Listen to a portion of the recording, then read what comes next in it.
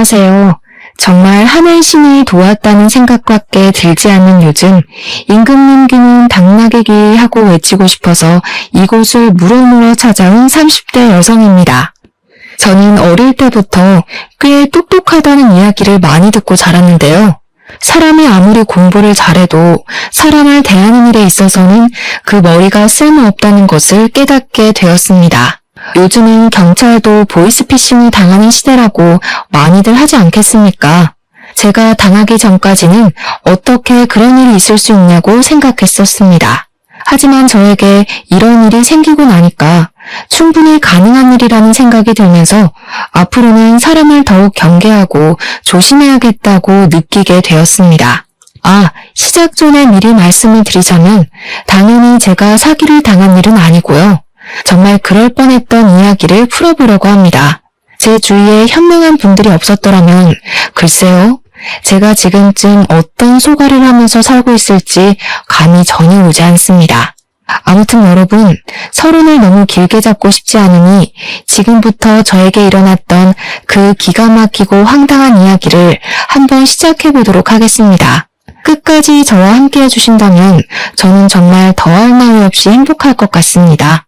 저는 저의 대단한 예비신랑에 대한 이야기를 풀어보고자 이곳을 찾아왔습니다. 저의 예비신랑과 저랑은 제가 일을 하고 있는 로펌 앞 건물에서 만나게 되었는데 사실 제 직업이 변호사였기 때문에 그 앞에서 우연히도 만날 수 있었습니다. 저희 로펌 건물에 변호사 사무실이 무척이나 많이 들어와 있었기 때문에 길이 여러 갈래로 복잡하게 나 있었고 처음 오는 사람들은 사무실을 찾지 못하는 경우가 허다했습니다. 대부분 바쁘니까 길을 잃은 사람에게 관심을 주거나 오지랖을 부리지 않곤 했는데 그날 제 예비신랑이 혼자 길을 헤매는 것을 보고 문득 안쓰러운 마음이 들었습니다. 평소와는 다르게 예비신랑에서 어디를 찾으시냐고 물어봤더니 사실 어딜 찾는 게 아니라 마음이 답답해서 이쪽 저쪽을 오가는 중이라고 하더라고요. 저에게 소송을 해야 하나 말아야 하나 고민을 하고 있는 중이라고 하면서 여기서 제일 좋은 로펌이 어디냐고 묻는 게 아니겠습니까? 일단 인상이 상당히 호감형이었고 소위 말하는 꽃미남 스타일의 얼굴이었기 때문에 저는 문득 이 사람의 사정이 궁금해졌습니다. 길을 가다가도 한 번쯤은 돌아볼 법한 외모를 가진 남자에게 끌리지 않을 여자가 어디 있겠습니까? 그래서 무슨 일이냐고 한번 말씀해 보시라고 시간을 내게 됐습니다. 그러자 예비신랑은 저에게 전 여자친구에게 돈을 빌려주었는데 그 여자가 갚지도 않고 연락도 끊어버린 채 잠수를 탔다는 이야기를 하더라고요. 돈도 돈이지만 사람에게 당한 배신감이 너무 커서 전 여자친구에게 소송을 걸겠다고 큰 소리를 쳤다면서 어떻게 해야 할지 모르겠다고 고민을 하고 있었습니다. 액수가 꽤 크다고 하길래 대략 몇 천만 원은 되나 보다 하면서 살짝 조언을 드리기로 마음을 먹었죠. 제가 소송까지 도와드리기는 조금 힘들고 조언만 살짝 해드리자면 시간이 꽤 많이 걸릴 거예요. 이거는 형사사기 소송으로 진행을 해야 하는데 전 여자친구분께서 변제를 하겠다고 한 증거 같은 게 있을까요? 통화 녹음이라든지 문자 메시지 같은 거요. 그러자 예비신랑은 고개를 절레절레 저으면서 그냥 믿고 빌려주었던 돈이었기 때문에 그런 증거는 하나도 가지고 있지 않다고 이야기를 하더라고요. 저는 솔직하게 그런 경우에는 돈을 돌려받기 힘들 거라고 그리고 상대방이 잠수인 상태라면 민사까지 걸어서 가압류를 해야 하는데 적어도 3년은 걸릴 거라 현실적인 조언을 드렸습니다. 그러자 예비신랑은 저를 보면서 약간 홀가분한 얼굴로 조언 감사하다면서 소송은 한 번 더 생각해보고 진행을 하겠다고 하더라고요. 대신 제 조언 덕분에 마음이 가벼워진 것은 사실이기 때문에 나중에 차라도 한 잔 대접하고 싶다고 하면서 제 명함을 달라고 말을 하는 겁니다. 혹시라도 소송을 맡기게 된다면 저에게 부탁하고 싶다는 말을 덧붙이면서 손을 내미는데 저도 모르게 명함을 꺼내고 있었습니다. 저도 변호사이기도 하고 소송을 하나라도 더 맡으면 저에게 이익이 되는 건 사실이라는 생각을 하면서 예비신랑에게 명함을 주었습니다. 세상은 얼굴이 무기라는 말이 있듯이 잘생긴 사람이 저에게 먼저 번호를 달라는 식으로 말을 하니 가슴이 콩닥거리기도 하고 좋더라고요. 아무튼 명함을 주고 하루 이틀 정도는 예비 신랑을 생각하긴 했는데 사실 일이 너무 바빠서 까먹게 되었습니다. 한 일주일쯤 지나서부터는 아예 그런 일이 있었던가 하는 생각이 들면서 예비 신랑의 존재를 완전히 잊어버리게 되었습니다. 인사치레였나 보다 하고 생각하기를 며칠, 뜬금없는 타이밍에 갑자기 모르는 번호로 연락이 왔고 저는 직감적으로 그 연락이 예비 신랑의 연락이라는 것을 눈치챘습니다. 차 한잔하고 싶다는 말에 저도 줏대 없이 튕기기라도 했어야 했는데 바로 좋다고 대답을 해버리고 말았습니다. 아무튼 이런저런 거 다 각설하고 만나서 대화를 하게 되었는데 제 덕분에 귀찮은 일을 덜게 되었다면서 수임료를 줄 순 없지만 차를 한 잔 대접하고 싶었다고 하더라고요. 다음에 또 만날 수 있냐고 물어보는데 이게 바로 애프터 아니겠냐 하는 생각이 들어서 고개를 끄덕이니까 연락을 하겠다고 했습니다. 그 뒤로는 다들 예상하시다시피 매일같이 연락이 오게 됐고 저는 예비 신랑의 연락을 기다리게 되었습니다. 당연히 연락을 하는 횟수가 늘어나는 만큼 데이트도 하게 되었고 정이 붙게 되었습니다. 제가 변호사다 보니 일이 들쑥날쑥하고 바쁘기도 엄청 바쁜데 이 사람은 제가 하는 일을 전부 기다려주는 그런 남자였습니다. 저도 모르게 배려를 받고 있다는 생각이 들다 보니 점점 깊게 빠지게 되었고 저는 이 남자와 함께하는 평생을 꿈꾸게 되었습니다. 그런 생각이 들던 어느 날 저희는 결혼을 약속하게 되었고 드디어 꿈에 그리던 결혼 준비를 하기로 했습니다. 저에게 딱 하나 마음에 걸리던 일이 있었는데 그것은 바로 제가 대학을 졸업하던 시기에 저희 부모님께서 사고로 돌아가셨던 일이었습니다. 정말 예상치도 못했던 사고로 한날 한시에 부모님을 모두 잃어버렸던 저는 학교 수업을 들을 수 없을 정도로 큰 충격에 빠졌었습니다. 그래서 저는 변호사 시험조차 제대로 준비를 하지 못했었고 방황을 오랜 시간 하다가 겨우겨우 변호사가 된 케이스였습니다. 친구들에 비해서 확실히 연차가 조금 늦은 편이라 굵직한 사건은 아예 맞지를 못하고 거의 신입사원의 느낌이라고 보시면 이해하기 쉬울 것 같습니다. 근데 제 나이가 아무래도 33이나 먹었다 보니까 시댁에서는 제가 변호사로 생활한 지 시간이 꽤 흘렀을 것이라고 예상을 하셨던 거죠. 그러니까 한마디로 우리들의 인식에 있는 변호사 연봉을 떠올리면서 저를 바라보고 계셨던 것이었습니다. 하지만 저는 시댁에서 그런 환상을 가지고 있다는 사실을 전혀 모르고 시댁에 인사를 드리러 가게 되었습니다. 제가 부모님이 두 분 다 안 계시다 보니까 상견례라고 할 만한 자리를 만들 구실이 없어서 그냥 간단하게 시댁에서 인사를 드리고 이야기를 하는 것으로 마무리를 지었거든요. 양손 무겁게 바리바리 좋은 것들을 싸들고 가서 시댁에 인사를 딱 드렸는데 저를 보자마자 환하게 웃으시던 예비시모가 그런 말을 하시더라고요. 변호사니까 집 한 채 정도는 있겠지? 보시다시피 우리 집 형편이 그다지 넉넉한 건 아니라서 집을 턱턱 해줄 수가 없어서 말이야. 시댁을 한번 쓱 둘러봤는데 사실 낡은 연립주택 같은 곳에 살고 계셨었거든요. 외관이 별로 좋지 않아도 내부는 잘 꾸미고 사시겠지 했는데 사실 내부도 완전 엉망진창이었습니다. 군데군데 낡은 흔적들이 보이는데 예비시모가 저에게 대놓고 지원을 해줄 수 없다고 말을 하신 게 이해가 갈 정도였습니다. 제가 살던 집이 투룸 오피스텔이었는데 저도 물론 대출을 낀 전셋집이었지만 두 사람이 살기엔 부족하지 않을 것 같다고 말을 하니 흡족해 하시더라고요. 그리고 저에게 뼈가 있는 농담을 던지셨는데 그때는 그게 정말 생지옥의 시작이라고는 생각도 하지 못했었습니다. 나중에 돈 많이 벌어서 큰 집이라도 얻게 되면 우리들 살 방도 하나씩은 마련해 주는 거지. 언제까지 이런 낡은 집에서 살아야 할지 감도 안 온다. 저는 당연히 시작부터 합가 이야기를 꺼낸다는 건 상상도 하지 못했기 때문에 예비시모가 저에게 분위기를 풀어줄 겸 농담을 하는 것이라고 생각해서 어색하게 웃었습니다. 그랬더니 예비시모가 눈을 뾰족하게 뜨면서 저한테 왜 웃냐고 자기 말이 웃기냐고 되묻는 게 아니겠습니까? 갑자기 이상해진 분위기에 저는 얼굴을 굳히면서 웃겨서 웃은 게 아니라 그냥 좋아서 웃은 거라고 대충 둘러댔습니다. 거기서 제가 어머님이 농담을 하시니까 웃었죠. 할 수도 없는 노릇 아니겠습니까? 그런데 예비 시모가 완전히 정색을 하시면서 자기가 농담한 거 아니라고 웃지 말라고 하시더라고요. 저는 당황했죠. 정색을 하고 이야기를 하시니까 정말로 나중에 합가를 하고 싶은 생각이 있으신가 싶어서요. 제가 그 시점에 연차가 쌓여가고 있었던 터라 사실은 같이 함께 살고 싶은 마음은 굴뚝 같았지만 결혼식 자체는 느긋하게 준비를 해서 올리고 싶었습니다. 원래 결혼 후에 여자들의 생활이란 뻔한 거 아니겠습니까? 일보다는 가정에 집중을 해야 하고 임신, 출산, 육아로 인해서 승진이 미뤄질 게 뻔하지 않습니까?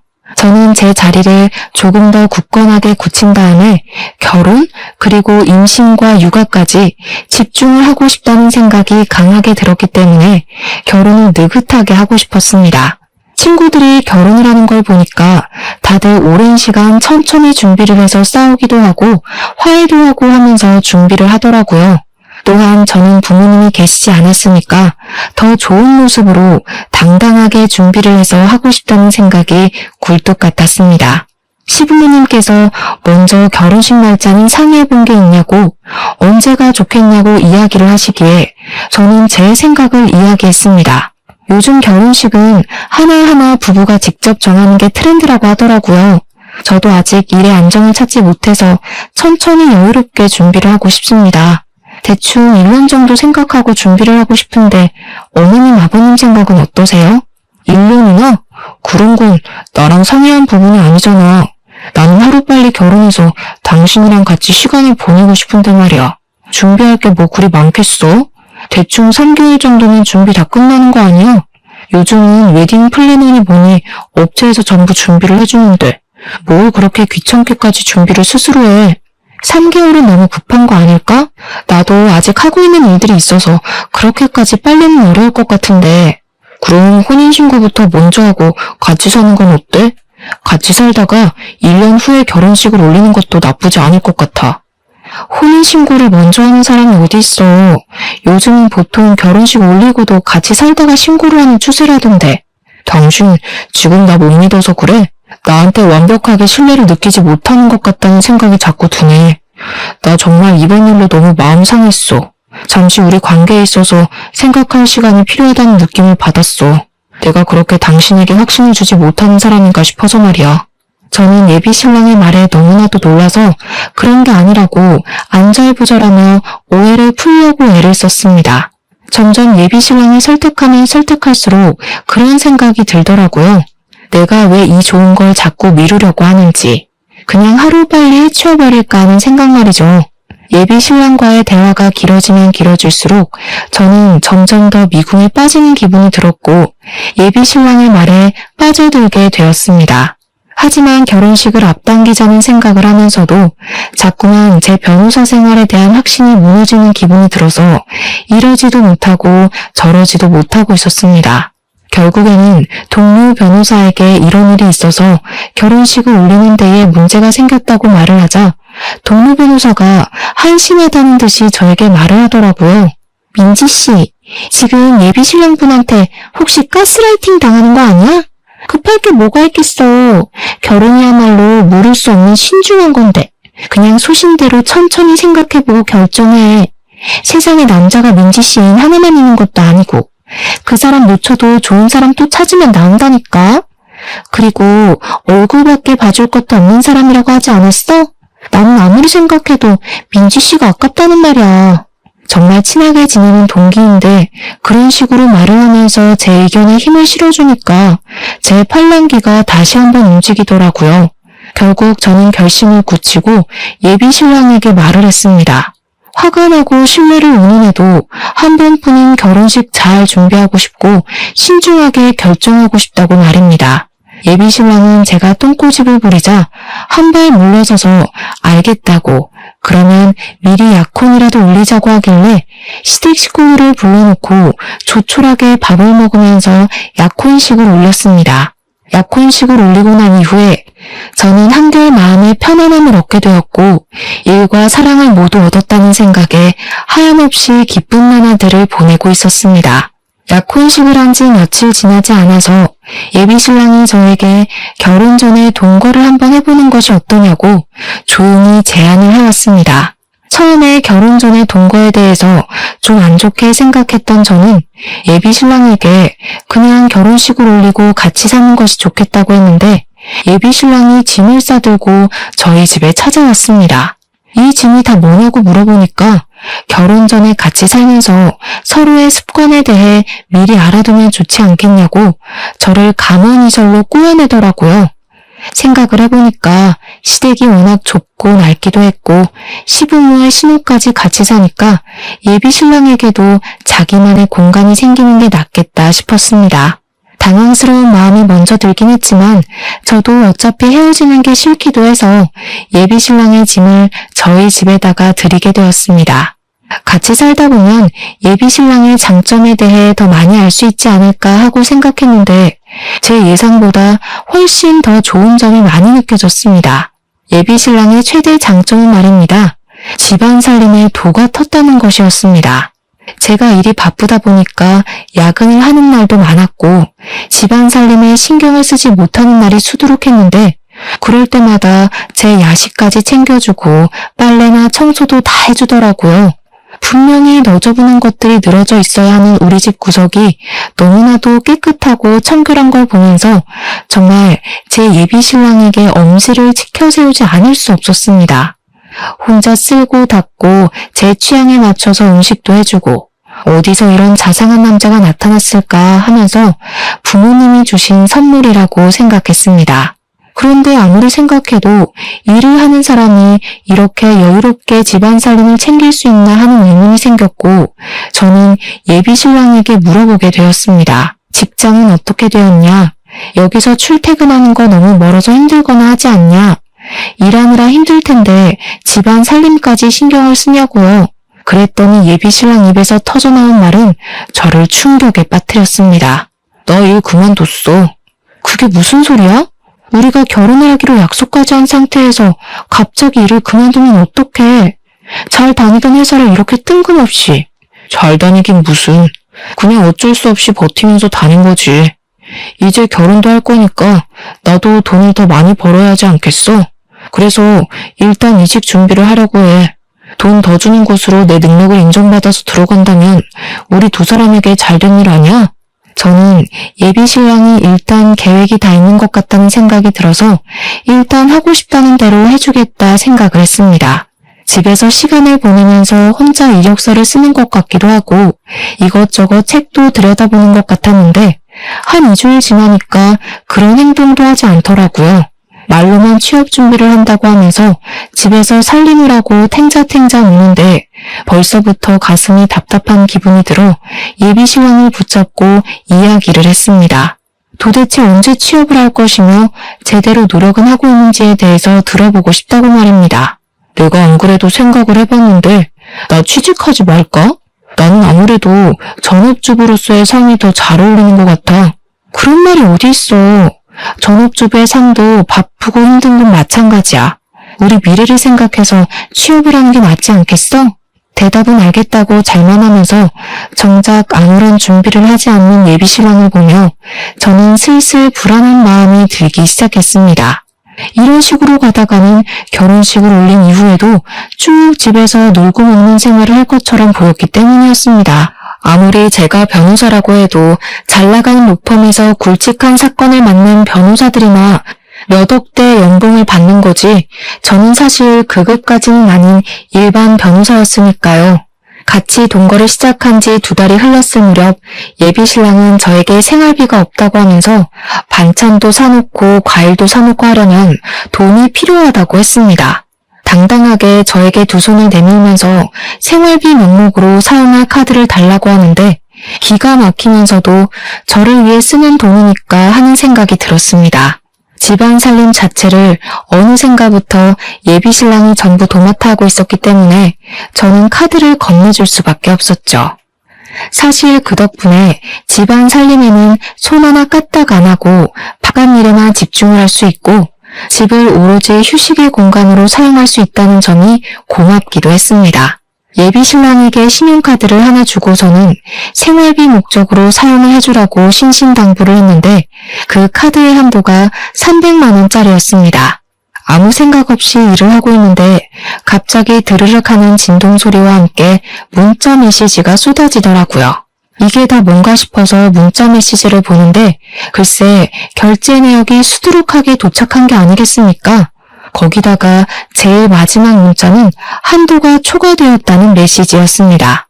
너무 놀라서 카드가 도난이라도 당한 건가 싶어서 내역을 샅샅이 살펴보는데 무슨 마트뿐만 아니라 백화점 결제 내역도 있더라고요.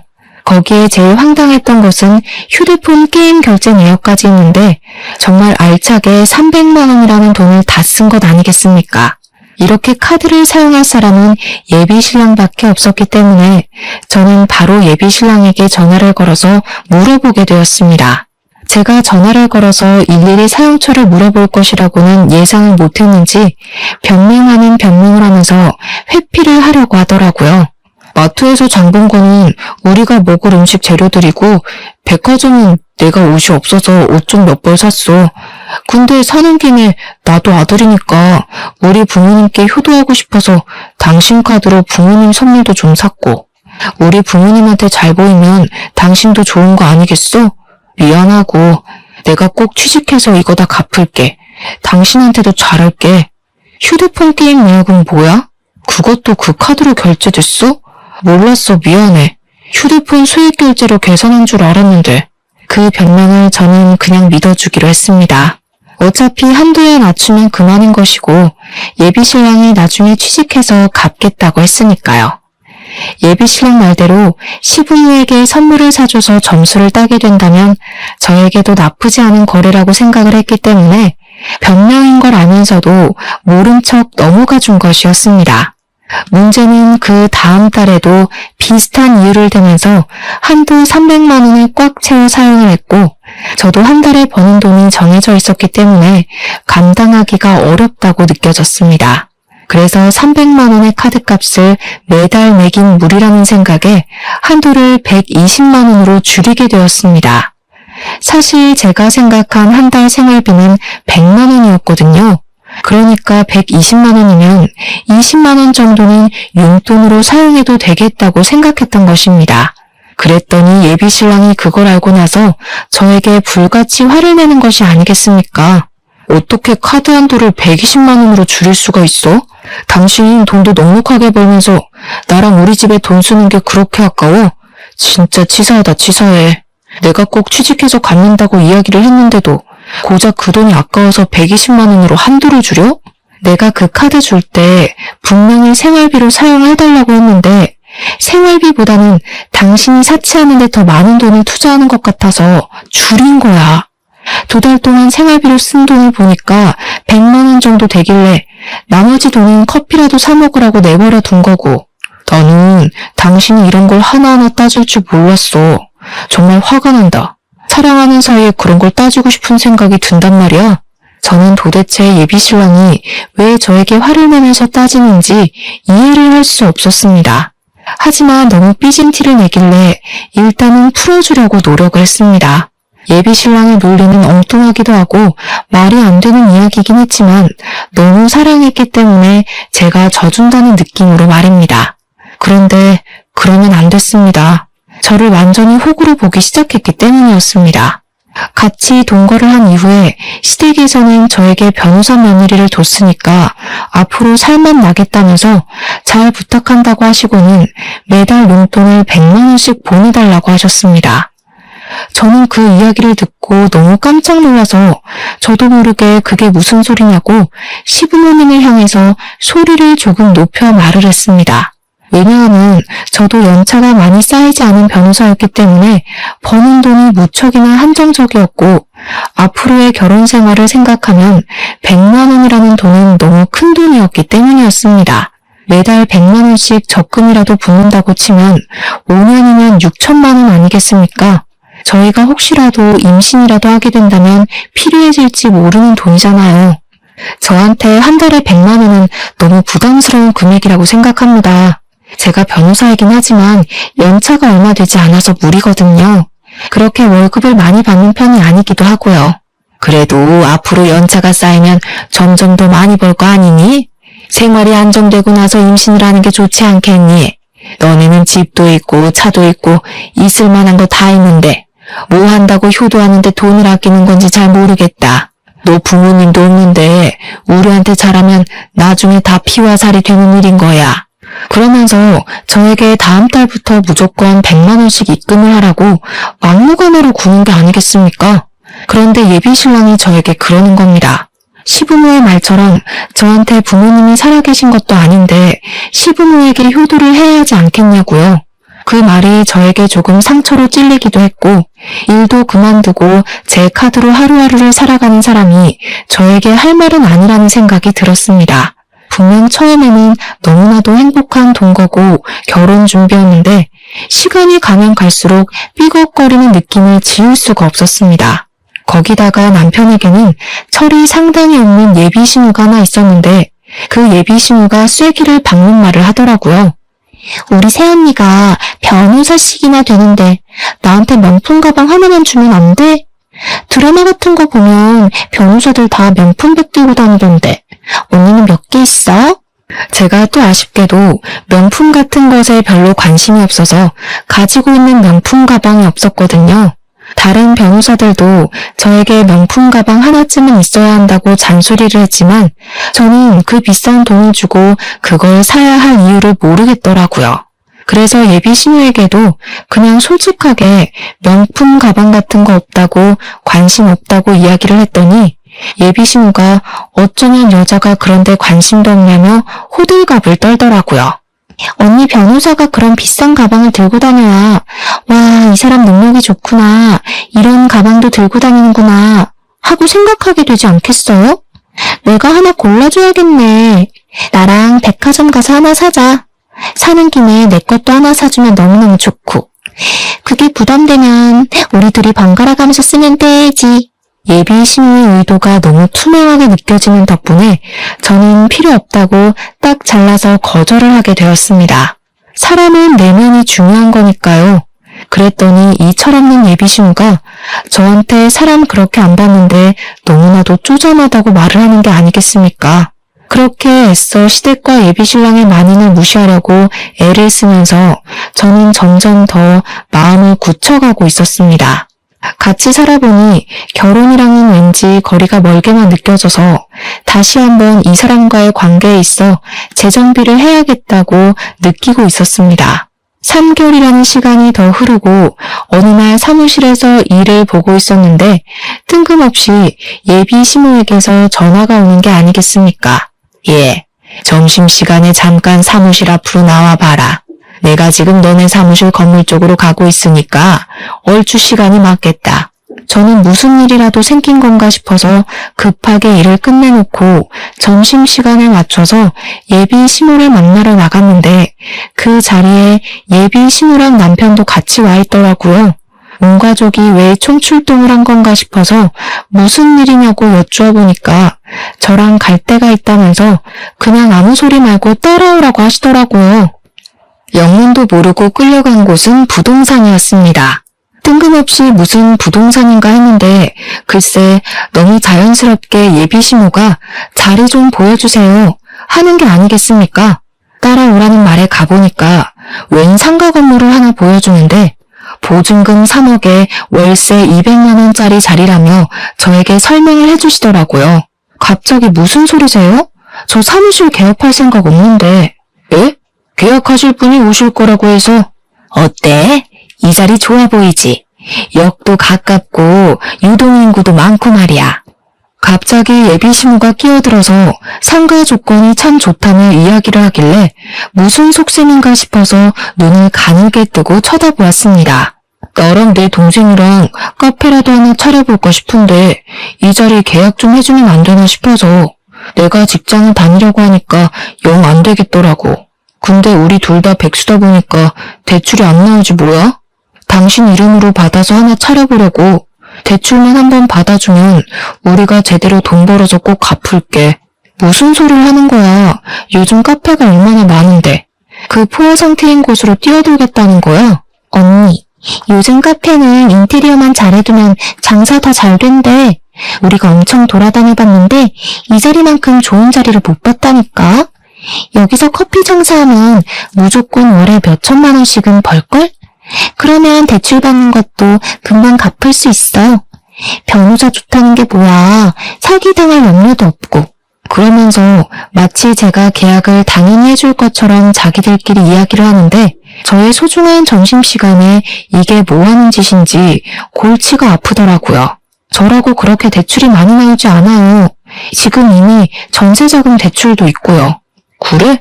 그럼 주변 변호사들한테 좀 빌리면 안 되나? 누가 3억이라는 돈을 턱턱 빌려주겠어. 능력이 있으면 당신이 친구들한테 빌려서 차려.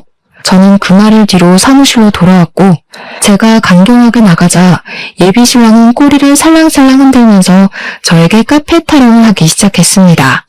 저랑 연애할 때 만나던 예비신랑과 지금의 예비신랑은 너무나도 큰 차이가 있었습니다. 저만 보면 돈 타령에 뭐 하나 더 뜯어먹을 게 있나 없나 불을 밝히는 모습까지 백수로 살면서 제 등골을 쭉쭉 빼먹는다는 느낌을 받은 거죠. 그렇게 슬슬 정을 떼고 있었던 어느 날 정말 말도 안 되는 일이 벌어지게 되었습니다. 제 사무실에 여자 3명이 찾아왔는데 아주 비장한 얼굴로 저에게 할 말이 있다고 하더라고요. 김민재 아시죠? 지금 만나고 있는 사람이라고 듣고 찾아왔는데. 김민재가 바로 제 예비신랑의 이름이었거든요. 저는 저를 어떻게 알고 찾아온 건지 무슨 말이 하고 싶어서 예비신랑의 이름을 꺼내는 건지 궁금했습니다. 그래서 다들 어떻게 오신 거냐고 제가 만나고 있는 사람을 만난다고 이야기를 하니 여자 3명에서 서로 앞다투어 자기 할 말을 하려고 하더라고요. 제가 누구냐면요. 김민재랑 결혼을 준비하고 있다가 돈을 뜯긴 피해자입니다. 제가 그 인간한테 빌려준 돈이 글쎄 2천만 원이에요. 2천만 원. 돈만 뜯겼으면 다행이게요. 저는 김민재 아이까지 가진 사람이에요. 책임질 것처럼 굴더니 출산이 임박해오니까 잠수를 탄 거 있죠. 이미 아이를 지우기에는 늦은 상태였고 어쩔 수 없이 출산까지 한 다음에 친자 검사까지 했어요.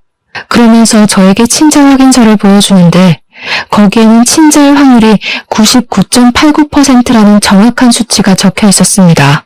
저는 그 결과지를 보면서도 지금 제가 듣고 있는 이야기들이 전부 예비신랑에 대한 이야기가 맞는 건지 헷갈리기 시작했습니다.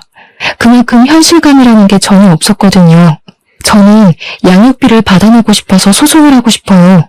저는 김민재랑 사귀던 도중에 돈을 빌려달라고 해서 돈을 빌려줬어요.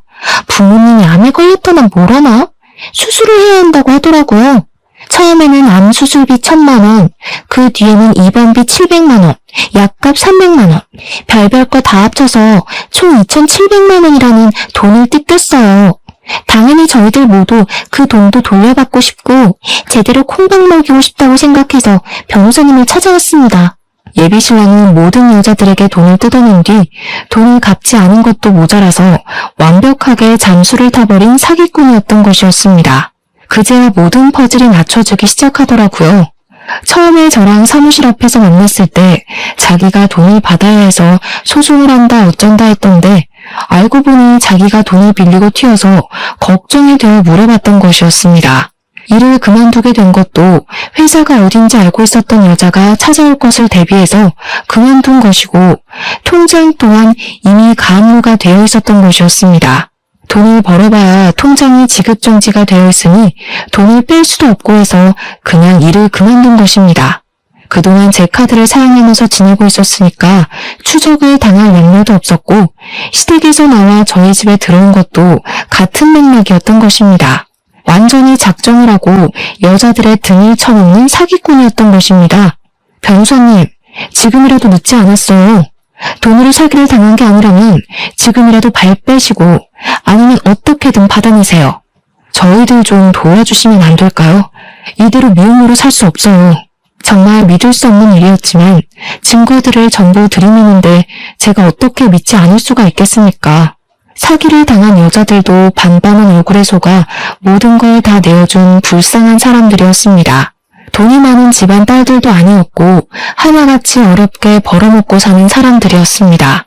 하루 종일 힘들게 일해서 월급을 받아 생활하는 그녀들의 등을 쳐먹고 자기는 호의호식하고 지냈다는 게 정말 치가 떨릴 정도로 분노를 일으키게 하더라고요.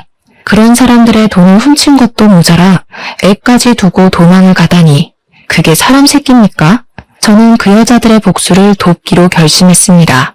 저는 여자들의 증언과 증거를 토대로 소송장을 써서 바로 고소를 진행하기로 했습니다. 그리고 저희 집에 가서 예비 신랑이 없는 틈을 타 비밀번호부터 바꾸고 모든 짐을 정리해 시댁으로 보내기로 마음을 먹었습니다. 예비 신랑이 시댁에서 카페를 창업할 이야기를 하겠다며 룰루랄라 나간 사이에 여자들을 불러서 모든 일을 일사천리로 진행했습니다. 그 와중에 예비 신랑이 제 카드로 샀던 옷들이나 물건들 있지 않겠습니까? 그것들은 전부 중고거래를 하는 사이트에 올려버렸습니다. 제 카드를 참 알차게도 썼더라고요. 비싼 브랜드의 옷부터 신발까지 전부 다 중고 사이트에 올렸더니 거래를 하겠다는 사람들이 줄을 섰더라고요.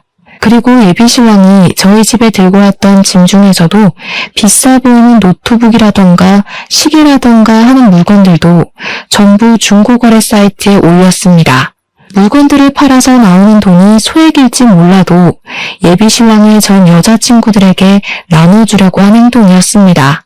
고소 고발과는 별개로 양육비 청구 소송 또한 진행을 하게 되었는데 친자 확인서가 있어서 어렵지 않게 진행할 수 있었습니다. 강제성을 띠는 소송은 아니지만 이 인간이 정말 사람이라면 자기 아이에 대한 양육비는 지급을 해야 하지 않겠습니까? 한창 카페를 오픈할 생각에 신이 나 있던 시댁 식구들은 소송장을 받자마자 저에게 바로 전화가 걸려왔습니다.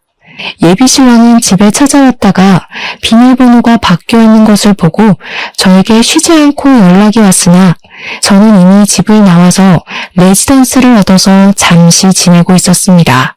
집에 있다가는 예비 신랑이 어떤 횡포를 부릴지 모른다는 생각을 하고 있었기 때문이었습니다. 예, 며느리야. 우리 아들이 이상한 일에 휘말린 것 같은데 네가 좀 도와줄 수 있겠니? 명색의 변호사 남편이 될 사람인데 이런 지저분한 일에 걸리면 안 되지 않겠어? 내용이 말이다. 우리 아들이 전에 만나던 여자가 있었는데 이게 다 오해고. 민재씨 짐 오늘 용달차에 싣고 시댁으로 보낼 거예요. 그리고 소장에 찍힌 변호사 이름 못 보셨나 봐요? 오해? 오해는 무슨? 예비 신부는 소송장을 다시 한번 살피다가 피해자 변론인에 제 이름이 적혀있는 것을 보고 저에게 소리를 빽 지르더라고요. 너 지금 이게 뭐 하는 짓이야? 어디 이상한 여자들의 꿰매 넘어가서 이런 일을 벌여? 그 여자들이 우리 아들을 모함하는 거라니까. 모함이요? 증거가 이렇게 명확한데 무슨 모함입니까? 거기 보시면 변제 금액의 피해 보상까지 보이시죠? 깜빡 속았지 뭡니까? 글쎄 애까지 딸린 남자였는데 그것도 모르고 반반한 얼굴에 속아서 돈 주고 마음 주고 아주 큰일 날 뻔했어요. 지금이라도 진실을 알려준 그분들께 절을 해도 모자랄 판입니다. 변호사를 건드렸으니 당연히 그만한 죗값을 치러야 하지 않겠습니까? 당연히 법적 공방에서 돈이 없어 변호사를 준비하지 못한 예비신랑 쪽은 개쪽을 당하게 되었습니다. 판사가 반론을 해보라고 했으나 아무것도 하지 못하고 우물쭈물하다가 변론 기회를 전부 놓쳤고 피해자들이 아닌 저에게 계속 잘못을 빌었습니다. 그런 모습을 본 판사는 예비신랑이 반성하는 모습이 전혀 없고 죄질이 나쁘며 한 건이 아니라 여러 건의 피해를 입혔다고 징역형을 선고했습니다. 보통 같으면 법정 구속이 그런 사건으로 일어나는 경우가 거의 없는데 판사님도 괘씸하셨던 것인지 바로 법정 구속을 때리시더라고요.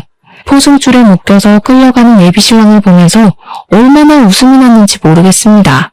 피의자 신분이 된 예비신랑은 첫 번째 피해자에게는 혼인빙자 사기 혐의가 인정되어 5천만 원을 배상하라는 판결을 받게 되었습니다. 두 번째 피해자에게는 아이의 부모로서 최선을 다하라는 판결과 20살이 될 때까지의 양육비 총 1억을 지급하라는 판결이 나왔고요. 세 번째 피해자에게는 병원비 명목으로 뜯어낸 돈 3,700만 원과 피해 보상 금액 500만 원까지 4,200만 원을 지급하라는 판결이 나왔습니다. 판사님께서 판사분을 땅땅땅 치는데 피해자분들이 제 손을 잡고 눈물을 줄줄 흘리시더라고요. 그동안 마음고생이 심했다고 하면서 너무 감사하다고 하는데 저도 그분들께 감사했습니다. 덕분에 이런 사기꾼과 헤어질 수 있게 되었으니까요. 그 이후 법정 구속이 된 예비신랑은 교도소에 들어가게 되었는데 이번에는 예비신우가 저에게 전화를 해서는 엉엉 울면서 빌더라고요. 정말 우리 한 번만 살려주면 안 되겠니? 벌금이 무려 2억 가까이 된단다, 2억. 우리 살림에 그런 큰 돈이 어디 있어. 한 번만 살려주면 내가 이 은혜 절대로 잊지 않으마. 응? 이 늙은이가 이렇게 부탁한다. 앞으로 욕심도 부리지 않을게. 이대로 끝인 줄 아셨겠지만 아직 김민재 씨가 쓴 제 카드값도 남아있거든요. 알차게 사용한 800만 원도 받아낼 건데요. 그 이후에 저는 그 인간과 연관이 된 모든 사람의 연락처를 차단해버렸습니다. 나중에 이야기를 들으니 꼼짝없이 수감 생활을 하게 된 아들의 뒷바라지를 하기 위해서 그 낡은 연립주택까지 팔아치웠다고 하더라고요. 오갈 곳이 없어서 친척 집을 전전긍긍하면서 하루 벌어 하루 먹고 산다고 하던데 아주 꼴이 좋게 된 거죠. 연립주택 판 돈으로 피해자들에게 피해 보상까지 다 했다고 하더라고요. 법정 이자가 붙으면 갚기가 더 힘들기 때문에 아마 급한 불부터 빠르게 끄려고 한 게 아닌가 싶습니다. 이 기회에 저는 또 새롭게 법의 무서움과 공정함에 대해 알게 되었습니다. 앞으로는 여자 등 처먹을 생각하지 말고 제정신으로 살았으면 하는 게 한때 사랑했던 사람으로서 마지막 부탁이라고나 할까요? 제가 살아가는 세상에 이런 일이 더 이상은 나타나지 않길 바라면서 이쯤에서 글을 마무리하도록 하겠습니다. 제 이야기를 끝까지 들어주신 여러분께 항상 행운이 가득하길 바라겠습니다.